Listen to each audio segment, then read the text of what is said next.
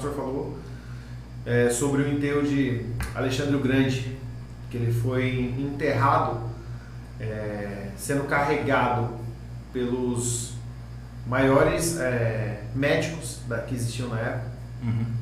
Ele foi enterrado nu. Ele foi enterrado e com todos os tesouros dele sendo espalhados pelo caminho. Isso quer dizer que quando chega a hora, não tem médico, não tem nada que vai te salvar. Não tem, do jeito que você vê, está voltando. E todo esse material que você juntou, você deixa aqui. O que ele deixou foi a história dele.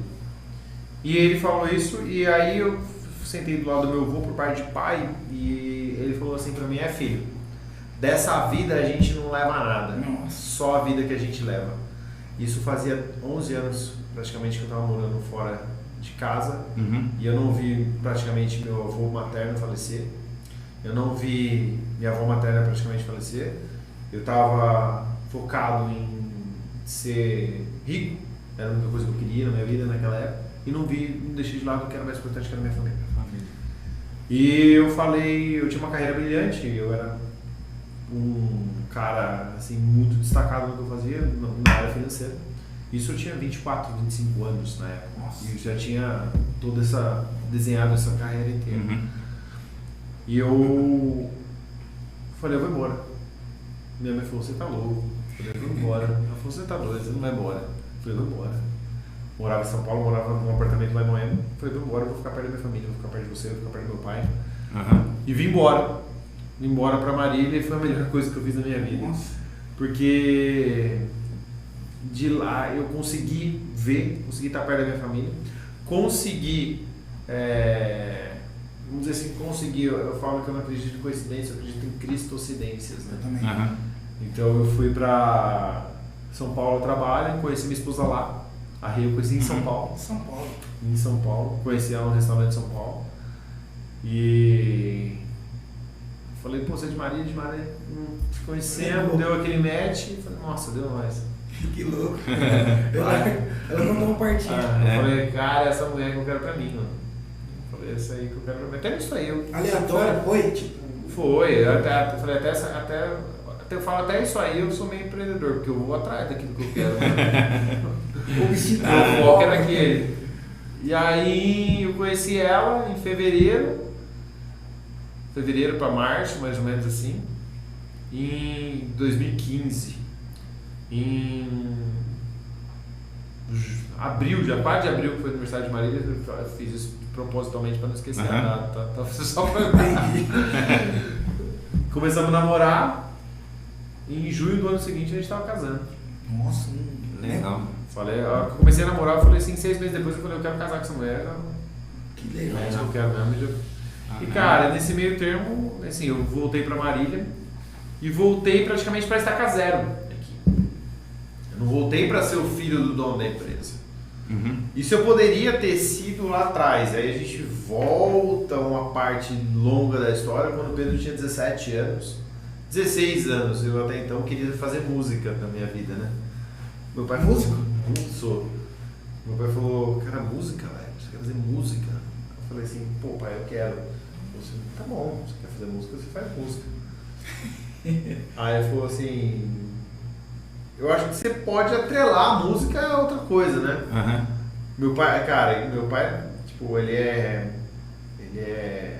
vamos dizer assim, é praticamente workaholic, assim, um cara que pensa em trabalho o tempo inteiro, tal, e desse mundo corporativo, de vendas e etc. Então, para ele é muito difícil aceitar, entender isso, né, que é um músico e tal. E aí ele falou, pô, beleza. Aí eu falei assim, fica à vontade, faz, se quiser, você pode fazer. Aí eu comecei e falei assim, mano, isso acho que não é música que eu quero, não. O que eu gostava, na verdade, era de ter bandinha, de tocar, de cantar, etc. Não da diversão. Da diversão. Eu gosto de tocar, de brincar, etc. Mas era da diversão, eu gostava do que a música proporcionava. Eu gostava, tipo, não necessariamente da música. Então, de estudar a música, de me aprofundar no contexto da música. E aí então eu falei assim, vou fazer administração. E aí eu me passei, quando eu defini que eu ia fazer administração, eu falei, pai, eu quero fazer administração, mas eu quero fazer fora daqui, eu quero fazer nas faculdades da hora, assim. Ele falou, beleza, vai lá e faz e etc. Só que, cara, nos últimos 3 anos de colegial, vamos dizer assim, pô, um moleque que tá com 15, 16 anos, tipo, vamos dizer assim, não são todos que são muito focados no estudo, assim, que estão pensando única e exclusivamente no estudo, né? Uhum. Eu nem lembro. Aí eu falei, beleza. Aí eu dei uma focadinha e tal. E aí no último ano, no terceiro colegial, eu falei pra ele e tal, e aí eu lembro que eu passei aqui na fundação, eu passei em primeiro lugar, eu lembro certinho. Caramba, na fundação aqui em Marília? Primeiro lugar. Eu passei em primeiro lugar na época. E aí, cara, me ligaram porque alguém, por fato de passar em primeiro lugar, ele me dava uma bolsa de estudos na época. E aí meu pai falou, beleza, então você fica aqui, você já trabalha comigo, você faz faculdade à noite, deu nóis, tô tranquilo. Uhum. E aí, na época, cara, ele falou assim pra mim, eu falei, não, pai, eu vou embora, eu quero fazer cursinho. E eu, na faculdade que eu queria ou a GV, na época era o IBMEC São Paulo, né, que hoje é o INSPER. Eu queria ou o GV ou o IBMEC São Paulo, né, IBMEC. Aí ele falou, pô, mas você já passou aqui, cara, você vai fazer cursinho pra tentar a faculdade? Eu falei, pô, eu vou.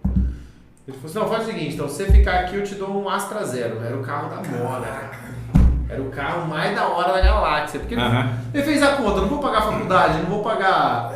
Vale a pena. Pô, o Astra sai de graça, sai de graça, mano. Tô ganhando, velho. Saía de graça. Eu falei, aí pesou, né, porque o Astra era um carro, né, assim, era um Astra, você, você ficar, eu te dou o Astra. Você fica aí, você trabalha comigo e tal. Falei, pai, acho que eu vou, hein? Acho que eu vou. E eu fui pra São Paulo, fiz o cursinho, passei na faculdade 6 meses, porque daí eu falei, vou estudar e vou arrebentar. Em 6 meses eu passei nas 2 faculdades. Passei na GV e passei no IBMEC. Na época, passei em administração pública na GV e passei em administração de empresas no IBMEC, falei, vou fazer administração de empresas no IBMEC. Tanto que eu entrei na época no IBMEC São Paulo, que era, ele vinha do grupo IBMEC, e depois ele virou INSPER. E aí, no meio do caminho, porque ele desvinculou do grupo IBMEC e virou uma faculdade sozinho, que hoje é o INSPER, um dos maiores institutos de ensino e pesquisa do Brasil. E enquanto você estudava ainda, esse processo não? Isso, enquanto eu estava dentro da faculdade. Eu falo que eu sou uma das únicas pessoas que entrou numa faculdade e se formou em outra sem ter saído. Sem ter saído. Entrei numa e me formei em outra sem ter saído do meio do caminho, mas foi muito legal. E hoje, cara, assim, um dos maiores centros de ensino e pesquisa do Brasil é no INSPER hoje. A gente ouve, né, Juninho? E aí, no meio do caminho, o que eu fiz? Aí eu fiz muita coisa, participei da bateria da faculdade, participei do diretor acadêmico da faculdade, participei... e uma das coisas, falando em empreender, eu fui um dos fundadores do Centro de Empreendedorismo da faculdade também. Legal. Então já estava no DNA. E é engraçado, né? Tinha um professor que chamava, nunca mais esqueci dele, chamava Marcos Hashimoto, era um japonês. Ele que era professor de empreendedorismo da faculdade. Empreendedorismo lá era matéria eletiva, não era obrigatória. E eu fui fazer, porque eu já tinha participado da fundação do Centro de Empreendedorismo e falei, vou fazer o empreendedorismo. E era ele que dava aula e ele era que era o professor responsável pelo CEMP, né? E que era o Centro de Empreendedorismo. E aí eu falei, nossa, é o Marcão, vixe, vou passar sussa. Nem ia nas aulas dele. Falei, nossa, cara, o cara não me bombou, velho. Nossa. Caramba. Me bombou, velho. Eu lembro que ele mandou uma prova muito complicada no final, assim, e eu não tinha ido nem nas aulas. Eu falei, nossa, eu tentei dar um jeito, não tem jeito. Tentou conversar por fora, não esquece. Achou que ia ser parça, né? Não teve jeito, né? Não teve jeito. Mas tá bom, faz parte do empreendedor, né? Tomar umas pancadas no meio do caminho, né?